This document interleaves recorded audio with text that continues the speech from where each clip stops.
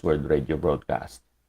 Ini nga nga programa ginapatuloy naton sa mga Ilonggo speaking listeners and viewers diri sa Facebook kag bisan pa sa mga estasyonan sang radyo nga naga-replay sini dira sa Hinubaan, sa San Jose, Sipalay City, Kaliling, Kawayan, sa Mulubulu, Kawayan, sa Tapi, sa Bantayan B, sa San Jose, Bayawan City, sa Daan Banwa, kag bisan pa dira sa Kamingawan, Kabankalan City. Nagakalipay kita sa Ginoo tungod sining fellow pastors and operators of low-powered FM radio stations nga nagapakabana o siling naton naga-involve sa ila kaugalingon sa pagpaambit sining malipot nga pagwali sang pulong sang aton Ginoo. Ang aton pamalandungan karon amo ini ang kasiguruhan o kon ang confidence ni Apostol Pablo bisan pa nalapit na lang ang kamatayon magaabot sa iya nga kabuhi. Kita na kay balo nga si Apostol Pablo wala napatay tungod sa masakit. Si Apostol Pablo napatay tungod sa ginatawag sa English nga martyrdom. Sa aton pa ginpatay siya isip sugo sang emperador sa Roma. Diri sa bersikulo 6, 7 kag 8 sa 2 Timothy chapter 4. Aton mabasa diri sa King James version nga nagasiling, "For I am now ready to be offered, and the time of my departure is at hand. I have fought a good fight. I have finished my course. I have kept the faith. Henceforth there is laid up for me a crown of righteousness, which the Lord, the righteous judge, shall give me at that day, and not to me only, but unto all them also that love his appearing." Kabay ang Ginoo magapakamayo sa sining mga pulong nga aton ginbasa. Sa sulat ni Apostol Pablo sa 8 ka mga bersikulo sa 2 Timothy, no? O 2 Timothy, ang first 8 verses abyan. Nagatudlo dira si Pablo na nungod sang authority. Sang authority niya nga buot kilalahon hangpon ni Timothy agud nga siya magawali sang pulong sa Ginoo. Agud nga siya magahimo sang iyang katungdanan sa tubangan sa Ginoo. Agud nga siya magapangdaog sang mga kalag kag magdisiplina sa iyang kaugalingon kag mangin devoted kag dedicated sa iyang ministry. Amo ina ang pagtulunan sa unang duha ka mga bersikulo sa 2 Timothy chapter 4, 1 and 2.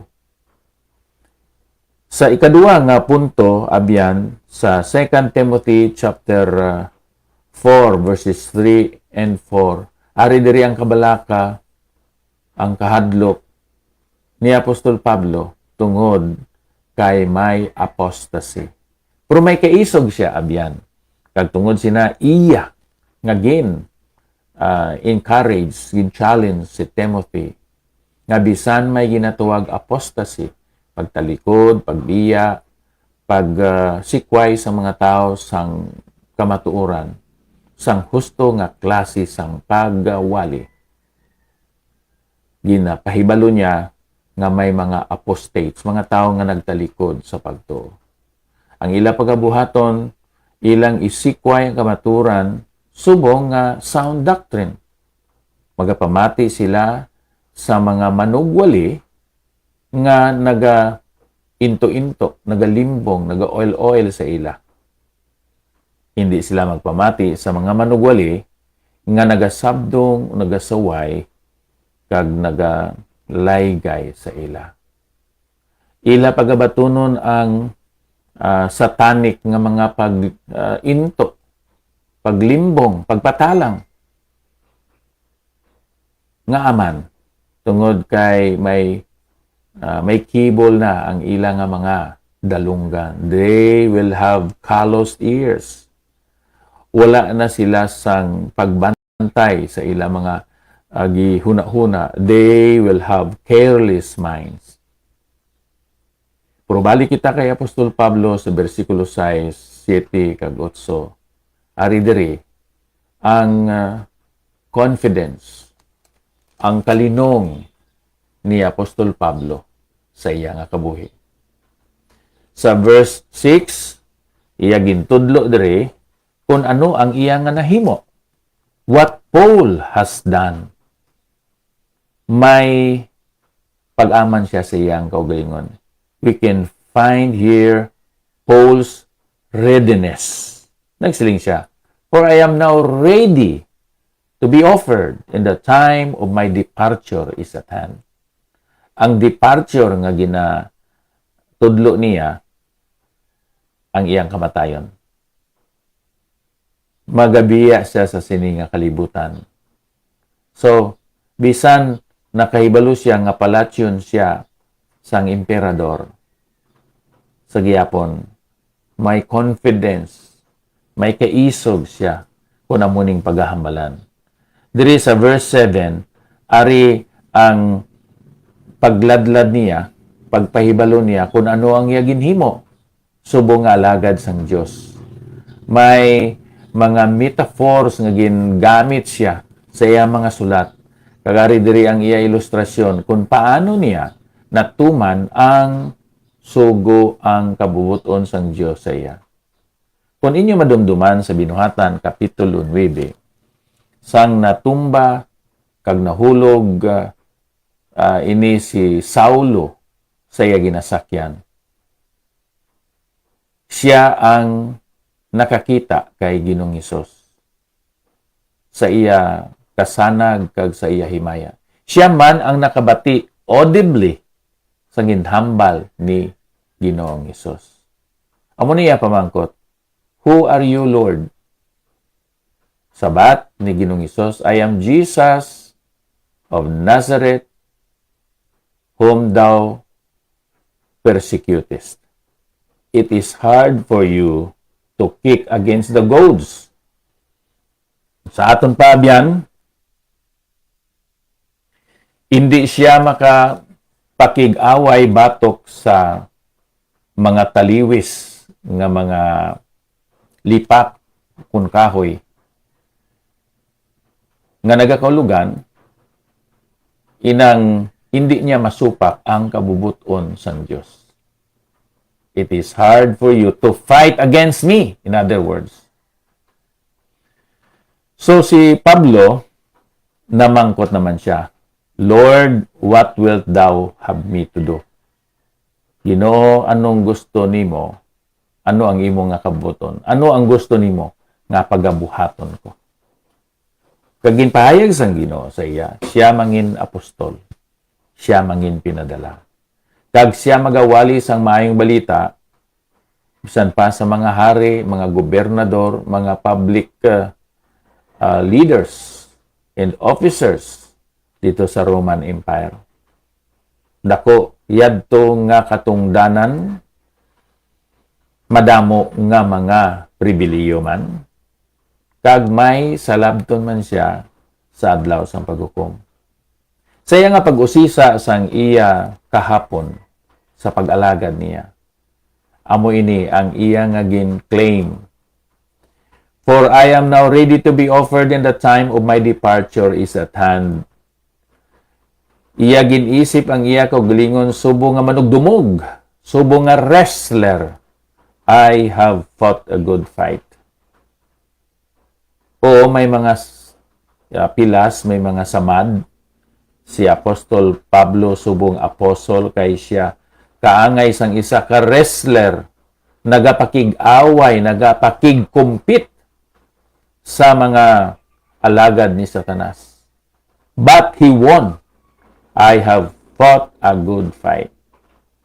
Kabay pakuntani abyan, amo ini ang paglaragway sang imo nga pagpakig-away batok sa mga minsahero kag sulugoon ni Satanas. You have fought a good fight, a godly fight. May kaisog, may gallantry ang pagpakig-away. May kadaugan, may victory. So muna, as a wrestler, he was assured that he won. Now, as a runner, I have finished my course. Meaning, subo nga runner, wala siya sang balibad tungod kay nakapoy siya. Wala siya sang balibad tungod kay nagtalang siya. Wala siya sang balibad tungod kay napiang siya. I have finished my course. 100-meter dash, kadali lang sina. Si Apostol Pablo, nagdalagan siya, subo nga runner, hindi as a dasher, but as a marathoner. Inang tag 400 meters. Ang iban pagani marathoner, mga tag 10 kilometros, pero wala gid pahuway, wala nagundang, wala nagtalikod sa iya nga course. Kundi nagpadayon, naglahutay, nag-persevere. Ini si Apostol Pablo, siya pagalagad. Subong isa ka runner. And then, sa katapusan nga bahin, I have kept the faith. Subong nga isa ka gwardya. Iyagin bantayan ang precious, malahalon nga pagtuo, malahalon nga minsay. Wala niya ini gindagtaan, wala niya ginbulingan, wala niya ginsimbugan sa mga opinions, sa mga ideas, sa mga philosophers dito sa Greece kag sa Rome. Wala niya gindugang-dugangan. Nagpabilin siya sa simple nga maayong balita ni Ginoong Hesukristo. Amo ina ang confidence ni Apostle Paul. He fought a good fight as a wrestler. He finished his course as a runner. He kept the faith as a courageous and faithful guard of the faith and of the truth. The expression, I have kept the faith, has two possible meanings. One is that Paul had faithfully declared the gospel and guarded its truth, keeping its message unadulterated. Keeping the faith is never easy. Without question, Satan sought to derail Paul's work and to deceive even Paul by opposing him far and wide. Ginsunod siya. Saan pa dito sa Jerusalem, pag-abot dito sa Antioquia, labang o pagtabok nila sa Cyprus, pagbalik nila dito sa Asia Minor, paglibot nila dito sa Macedonia, sa probinsya ng Achaia, dito sa Corinto, pagkadto nila dito sa Italia, padulong dito sa Roma. Sa gihapon si Apostol Pablo, wala nagsimbog, wala nag-compromise ang minsay sang maayong balita. Yes, keeping the faith is never easy. Without question, as I said, Satan tempted, tested the Apostle Paul, derailed his work, opposed him far and wide. Pinaagi sa mga Galatian legalists, pinaagi sa Colossian Gnostics, pinaagi sa mga Jewish Judaizers. Damos ang kontra niya abyan nga mga false teachers, preachers, mga fake nga mga Christians. But the Apostle Paul reassured Timothy that he really won as a wrestler. He finished his course as a runner, and he guarded the faith as a sincere and faithful guard. Now, ano karon ang pagabuhaton sa Ginoo dira sa kay Apostle Paul kag sa iban nga mga Kristiyanon? Kung atong usisahon diri abyan, this is what God would do. 2 Timothy 4:8, henceforth there is laid up for me a crown of righteousness which the Lord the righteous judge shall give me at that day, and not to me only, but unto all those who love His appearing. Anong pagahimoon sa Ginoo? Una, He will reward Paul at His appearing.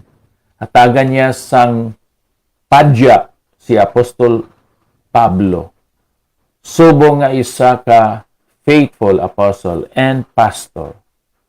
I believe the crown of glory. Subong nga faithful soul winner, the crown of rejoicing. Subong nga disiplinado nga alagad sa Dios, the incorruptible crown. Subong isa ka tao nga matutom naghalad sang iya nga kabuhi, the crown of life. Si Apostle Paul, kay nagahigugma siya sa pagbalik sang aton Ginoo, he would receive the crown of righteousness. So ihatag ina kay Pablo, kagabi ninyo, iya man hatagan ikaw kag ako nga nagahigugma sa pagbalik ni Ginoong Hesus. Kay nagasiling diri, henceforth there is laid up for me a crown of righteousness which the Lord the righteous judge shall give me at that day, and not to me only, but unto all those who love His appearing. Aabyan, kung ikaw nagapaabot gid kay Kristo Jesus sa iya nga pagbalik liwan sa sini nga kalibutan, bahin ikaw sa mga tao nga manugbaton sang crown of righteousness. Nga mo sina, kay ikaw nagatinguha nga manginbalaan, matarong, putli, kag mabuot o kondyos nun. Kay ikaw nagapakigbahin sa buluhaton sang Dios. Ang iban, pinagi sa ilang nga pagwali, paghambal, pagtudlo, paglaygay sa mga Kristohanon. Ang iban, pinagi sa ilang nga pag-support financially, materially, morally. Pinagi sa ila nga mga pag-encourage sa mga lagad sang Dios. Kabay pa kung tani abyan kita maghugok, maghiusa, magpadayon nga encourage sa isa kag isa sa pag-alagad sa aton Ginoo. So sa sining 8 verses, we find here the charges from Paul. Ginhatagan niya sang pagtudlo na nungod sang authority. The caution from Paul in Paibalonia, si Timothy, that there would be apostasy. And yet we can find here the confidence of Paul, his assurance that he won as a wrestler, that he finished his course as a runner, and that he was a faithful, courageous, a sincere keeper of the faith as a guard. Kabay pa, punta ni Abyan, mangin kaangay kita sina, pinaagi, kag tungod, sa bugay, kaayo, bulig, kagahom sang Dios.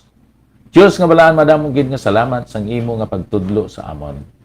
Kabay nga ini nga minsay makapa-encourage sa imo mga alagad kag sa mga Kristohanon nga magamatutom sa pagsimba, sa pag-alagad, sa pakigbahin sa imo nga bulaton.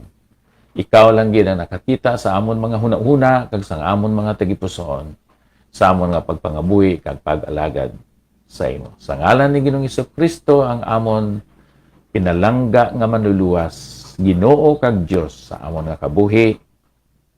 Kabay pa. Abyan madamo gid nga salamat sa inyo nga pagsunod diri sa Facebook sa aton nga segment karon. Kag akon nga pasalamat sa kay Nairil kag sa mga kauturan nga naga-replay sini dira sa ilang mga estasyonan sang radyo. Akon nga pagpangamusta sa kay Hazel Idkila Woodland, tay kamusta sa kaday Hopper Moyko dira sa Bacolod City. Halindiri sa Bay City Fellowship Baptist Church, Bay City, Negros Oriental. Ako si Pastor Epafra Sacar, nagasiling, may God bless us all. Thank you.